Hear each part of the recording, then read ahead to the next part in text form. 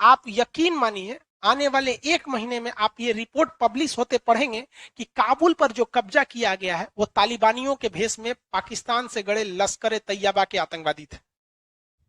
ये वास्तविकता है। 15,000 आतंकवादी गए थे, वेल ट्रेंड गए थे वहां पर, वरना इस तरह से कोई किसी पर कब्जा नहीं कर लेता है रातों रात। यहाँ पर बिना लड़े हुए वहां पर पूरा वेल ट्रेंड गए थे। अब भारत के लिए समस्या क्या है कि जितने भी आतंकवादी थे जो पहले पाकिस्तान में ट्रेनिंग लेते थे, तो भारत कहता था कि देखिए ये ट्रेनिंग ले रहा है, इससे व्यापार मत करिए, इसको लोन मत दीजिए। तो पाकिस्तान का तो हालत खराब है, वर्ल्ड बैंक में लोन लेने जाता था तो वर्ल्ड बैंक का नियम है कि अगल बगल के पड़ोस से पूछता है गलत गलत काम नहीं ना करता है, तो इसका पड़ोसी कौन है? भारत कहता है हमारा सुबह से शाम तक ससुरा खाली बॉम्बे बनाता है, मत दीजिए लोन। तो वर्ल्ड बैंक उसको लोने नहीं देती है, चल जाता है एशियन डेवलपमेंट बैंक मनीला के पास, तो उसका भी सेम कंडीशन, पड़ोस से पूछेगा कोनो दिक्कत होता है इससे, पैसा चुका देगा कि नहीं? कहा देखिए एकरा से दिन रात दिक्कत है और पैसा तो ही चुकाने वाला नहीं, इसको लोने नहीं मिलता है। तो मजबूरी में वो भारत के सामने टेबल पर बैठता है और वर्ल्ड बैंक कहता है कि भाई दोनों लोग आपसी मामला सुलझा लो। तो भारत कहता है कि आप जब तक आतंकवाद को प्रयोग अपनी भूमि से होने देंगे, हम आपको कभी भी ये मतलब आपका साथ नहीं देंगे। ये गया, भारत के पास SU-30 लड़ाकू जहाज है, तो ये रूस के पास चल गया, हमको SU-35 दे दीजिए, SU-35 दे दीजिए। रूस ने कहा कि जब तक आपका भारत से संबंध मधुर नहीं होंगे हम ये नहीं देंगे। यहां भारत बहुत बड़ा बेवकूफी कर रहा है। पाकिस्तान अपने सारे आतंकवादियों को कहां शिफ्ट कर रहा है? अफगानिस्तान। जितने भी टेरर लॉन्च पॉइंट थे सब कहां शिफ्ट कर देगा? अफगानिस्तान। वो उतना ही खतरा अफगानिस्तान से भी पहुंचाएंगे भारत को जितना वो पाकिस्तान से पहुंचा रहे थे, इसमें तो कोई दो राय नहीं है।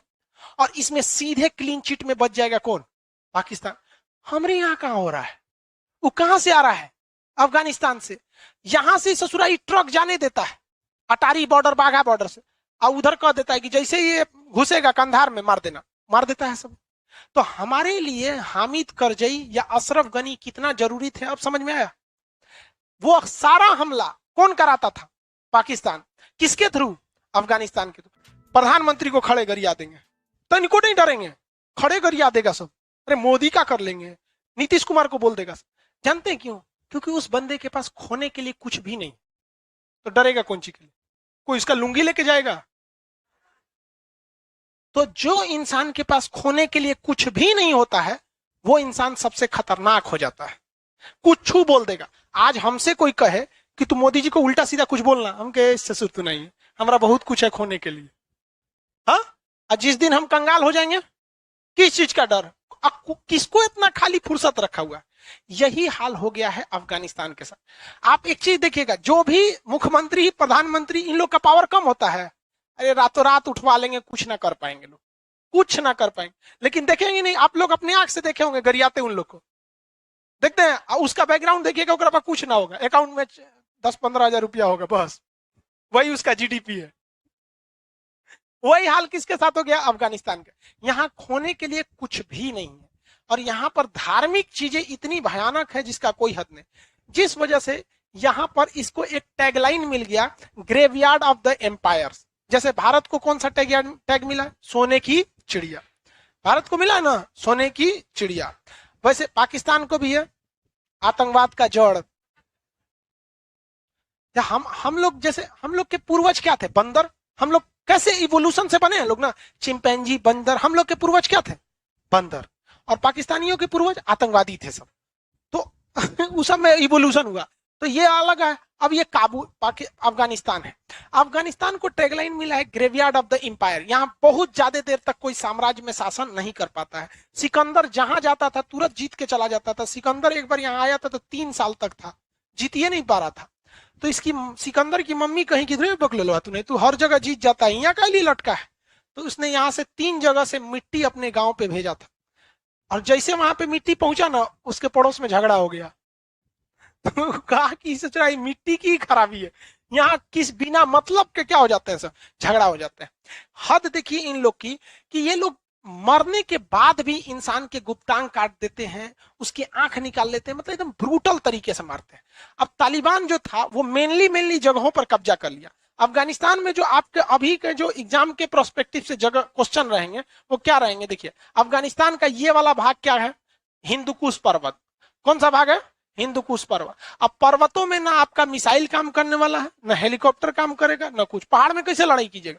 तो एक ये इन लोग के लिए प्लस पॉइंट हो जाता है। ये कौन सा पर्वत है, हिंदू कुश पर्वत। कौन सा पर्वत, हिंदू कुश पर्वत। अफगानिस्तान की जो सीमा है वो ईरान से लगती है। किससे लगती है, ईरान।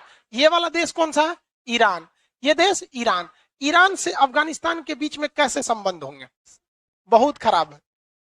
खराब नहीं, बहुत खराब। ये है सिया और ये है सब सुन्नी। अब ये जो इस एरिया में है, ये वाला जो एरिया है, यहाँ पर ईरान के जो लोग हैं, यहाँ के लोग, ये इससे प्रभावित होकर यहाँ के लोग सिया धर्म के हैं। तो जब तालिबान का राज आता है ना, तो क्या कहता है, मरोगे कि या फिर सुन्नी में बनोगे, या तो मार डालता है या तो सुन्नी बना डालता है। ईरान के राजदूत भी यहाँ थे सब 1998 में इस एरिया में। तो यहाँ पे भी एक मजारे शरीफ है, तो राजदूतों को मार दिए थे सब अफगानिस्तान वाले। तो ईरान और अफगानिस्तान में संबंध क्या है, खराब है। ये वाला एरिया जो कहलाता है हेरात कहलाता है। क्या कहलाता है, हेरात। ये कौन जगह है, हेरात। व्यापारिक दृष्टिकोण से हेरात बहुत ही महत्वपूर्ण है।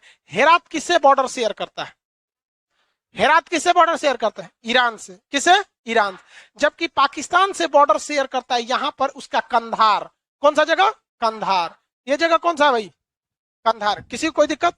अफगानिस्तान के दो बड़े शहर, अब देखिए शहर जो है वो डेवलप क्यों होते हैं, या तो फिर वो चौराहे पर हो, या किसी नदी के किनारे हो, या किसी दूसरे देश के पास बॉर्डर पे हो। तो व्यापार से क्या हो जाते हैं, डेवलप हो जाते हैं। ये राज्य, ये शहर बोलिए तो हेरात, आइए बोलिए तो कंधार। कौन सा है, कंधार।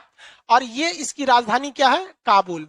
राजधानी काबुल किस पहाड़ी क्षेत्र पर है, हाँ, हिंदुकुश। किस पर्वत पर, हिंदू। अफगानिस्तान के ऊपरी भाग में एक नदी बहती है जिसका नाम है आमू दरिया नदी। कौन सी नदी, कौन नदी, आमू दरिया नदी। कौन नदी, आमू दरिया नदी। अगर अफगानिस्तान के बॉर्डर छोड़ के जाना चाहते हैं तो कौन सी नदी पार करनी पड़ेगी, आमू दरिया नदी। ये बहुत ही चौड़ी नदी है, जो भी इसको पार करने की कोशिश करता है ज्यादातर लोग डूब जाते हैं। ये आमू दरिया नदी। तो आप बताइए पहले के वक्त में क्या इस आमू दरिया नदी के थ्रू व्यापार हुआ होगा या नहीं हुआ होगा, कंफर्म हुआ होगा। आप अगर ध्यान देंगे तो जितने बड़े शहर देख रहे हैं वो सारे के सारे शहर किसी न किसी बड़ी नदी के किनारे हैं।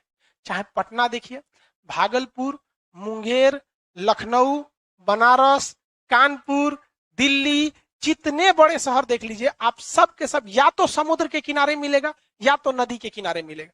क्योंकि प्राचीन काल में पीने का पानी, सिंचाई के लिए पानी, व्यापार के लिए नाव, उस समय जहाज नहीं होते थे, नाव, ये सब के लिए क्या था, नदी था। तो क्या आमू दरिया के किनारे बड़ा शहर होगा या नहीं होगा। इसके उत्तरी भाग में एक बड़ा शहर है जिसका नाम है मजारे शरीफ। क्या नाम है, मजारे शरीफ। तो अफगानिस्तान के 4 राज्य आप समझ में आ सकता है।